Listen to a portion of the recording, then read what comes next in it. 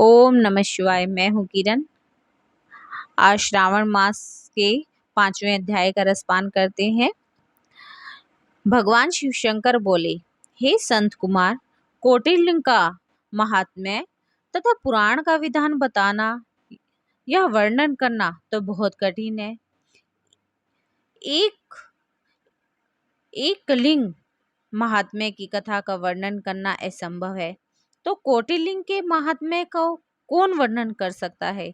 यदि मनुष्य में कोटिलिंग निर्माण की शक्ति ना होती तो उसे 1000 लिंगों का निर्माण करना चाहिए।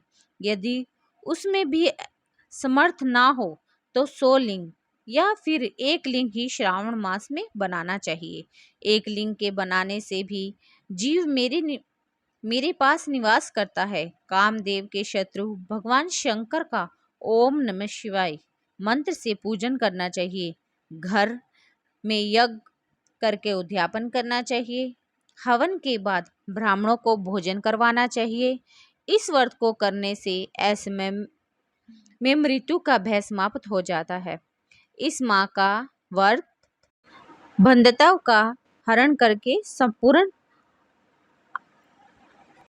आपत्तियों को दूर करता है। रोग शोक संताप मिटता है। जो प्राणी पंचामृत से श्रावण मास में मेरा अभिषेक करता है, वह शरीर को छोड़कर कैलाश में एक कल्प तक मेरे पास निवास करता है। वह प्राणी पंचामृत पीने वाला, गो तथा धन से युक्त, अत्यंत मधुरभाषी भगवान शिव शंकर को प्यारा बन जाता है। जो मनुष्य श्रावण मास में हंसानन भोजन करता है, वह चावल आदि संपूर्ण धान्यों की अक्षय निधि से युक्त हो जाता है। जो मनुष्य श्रावण मास में पत्तल पर भोजन करता है, उसी भोजन के लिए सोने के बर्तन प्राप्त होते हैं।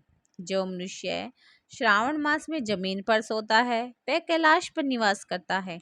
और जो मनुष्य श्रावण मास में एक दिन भी ब्रह्म मुहूर्त में स्नान करता है, उसे पूरे महीने तक नहाने का फल मिल जाता है। इस माह में जो मनुष्य जितेंद्रिय होता है, उसे इंद्रियजन बल मिलता है। इस महीने में पाषाण, मिट्टी, स्फटिक मणि या मरमंतक मणि से निर्मित शिवलिंग या स्वयं उत्पन्न या बनाए हुए या पिसाना निमृत अर्थात पीतल या चंदन मक्खन निर्मित शिवलिंग में एक बार अर्चन करने से 100 ब्रह्मा हत्या का पाप मिट जाता है। सूर्य ग्रहण, चंद्र ग्रहण तथा अन्य किसी भी सिद्ध क्षेत्र में लक्ष्य ताप करने से जो सिद्धि प्राप्त होती है, वह सिद्धि श्रावण मास में एक बार जप करने से मिल जाती है। किसी दूसरे समय में किए गए नमस्कार तथा पग दक्षिणा से जो 1000 बार में फल मिलता है, वह श्रावण मास में एक बार नमस्कार करने से या पद दक्षिणा देने से मिल जाता है। यह श्रावण मास अत्यंत प्यारा है। इस महीने में वेद पारायण करने से सब वेद शास्त्र मंत्रों की अच्छी तरह से सिद्धि हो जाती है। इस महीने का एक भी दिन बिना किसी श्री सूक्त पाठ किए बिना न बिताना। जो इसको अर्थवाद मात्र कहता है, वह मनुष्य नरक को प्राप्त होता है। मनुष्य को समिधा, चरु, तिल, घी, ब्रह्म यज्ञ करवाना चाहिए। धूप, गंध, पुष्प, नैवेद्य आदि द्वारा अर्चना की जानी चाहिए। भगवान शंकर के रूपों को यथोचित ध्यान कर शक्ति द्वारा कोटि होम, लक्ष होम और अयुक्त हवन करवाना चाहिए। तिलों से आयुति मंत्र द्वारा हवन करना चाहिए। इसी को ग्रह यज्ञ का नाम दिया गया है। हे संत कुमार, अब मैं तुम्हें रविवार व्रत की कथा, महात्म्य, विधि, पुराण को बताता हूँ। इसे आप ध्यान पूर्वक सुने। किसी नगर में एक गरीब ब्राह्मण था। उसका नाम सुकम्मा था। वह भिक्षा मांगकर अपना गुजारा करता था। एक दिन वह एक गृहस्थ के घर में भिक्षा लेने गया। वहाँ स्त्रियां रविवार का व्रत कर रही थी। उस ब्राह्मण भिक्षुक को देखकर उन स्त्रियों ने अर्चना सामग्री को ढक दिया। उधर ब्राह्मण के मन में अर्चन विधि जानने की इच्छा जागृत हुई। वह बोला, हे साध्वी महिलाओं, आप सब ने इस व्रत की सामग्री को क्यों ढक दिया? आप तो दयालु हैं, कृपा कर मुझे भी इस व्रत की विधि बता दें। मैं अपनी दरिद्रता से बहुत दुखी हूँ।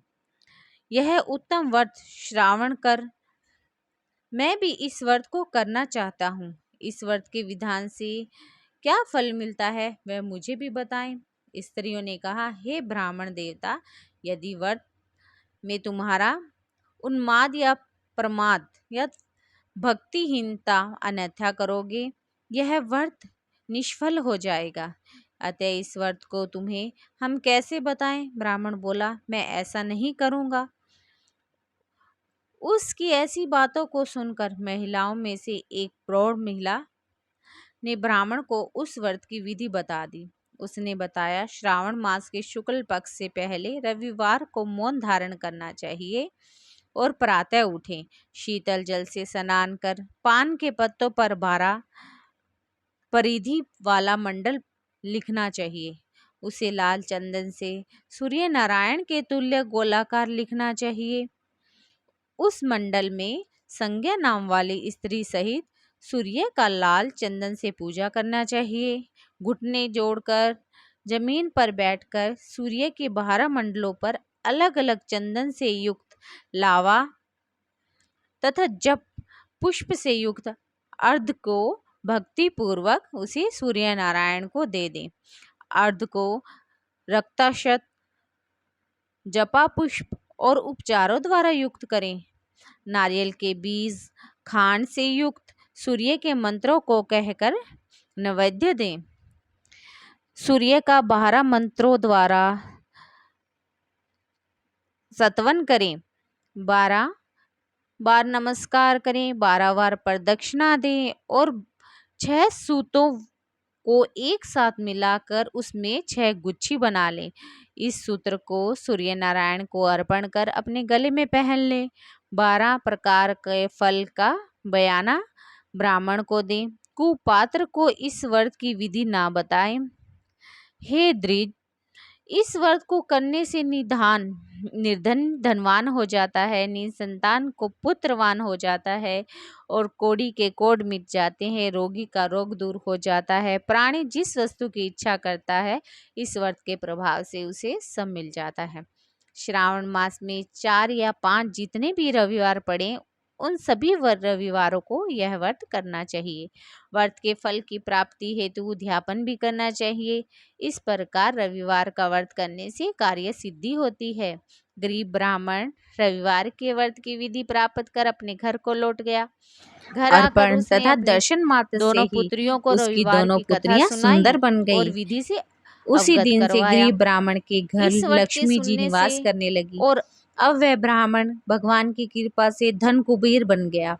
एक दिन वहां का राजा ब्राह्मण के घर के सामने से जा रहा था तो उसकी दृष्टि ब्राह्मण की रूपवती कन्याओं पर पड़ी। वह उनकी सुंदरता को देखकर ठगा सा रह गया। राजा ने उन कन्याओं से विवाह करने का निश्चय कर महलों को लौट गया। राजा ने अपने पुरोहित को ब्राह्मण के घर यहाँ भेजा, उसकी दोनों पुत्रियों से विवाह करने का संदेश लेकर। ब्राह्मण ने राजा का प्रस्ताव स्वीकार कर अपनी दोनों पुत्रियों का विवाह राजा से कर दिया। राजमहल में जाकर दोनों कन्याओं ने रविवार का व्रत किया और पुत्र से युक्त हो गई। हे संत कुमार, जिस व्रत के सुनने मात्र से सब आकांक्षाएं की पूर्ति हो जाती है, उसके अनुष्ठान से फल का क्या कहना। बोले भगवान शिव शंकर की जय। जय ओम नमः शिवाय।